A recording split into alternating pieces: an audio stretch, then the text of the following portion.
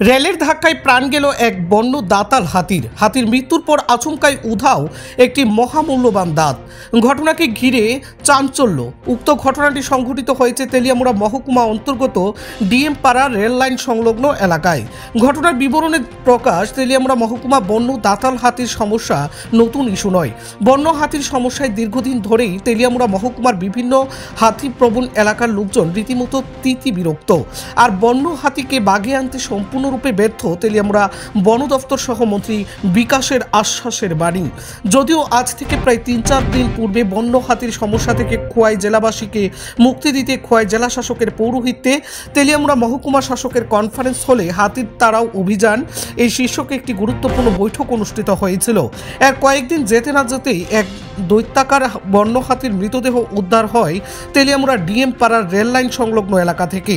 যদিও এই দৈত্যকার বন্য হাতির মৃতদেহটি থেকে রহস্যজনকভাবে উধাও মূল্যবান একটি দাঁত। এলাকা ডিএম পাড়া স্কুল সংলগ্ন রাস্তার পাশে খবর আয়ে হাতি ধরে গেছে। আমরা আইসি দেখলাম হাতি ঠিকই মারা গেছে।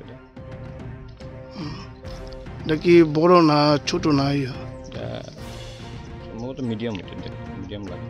কোন সময় ঘটনাটা তো আমরাও করতে পারি না, হয়তো সম্ভবত হয়েছে, কারণ আমরা সকালে খবর পাই আমরা। হাতির দলটি কোন দিকে আছে? ওখানে আশেপাশে দল আছে, আমরা শব্দ পাইছি আশেপাশে আছে। কতগুলো হাতি দেখছি না ঠিক, জঙ্গলে আছে ওখানে।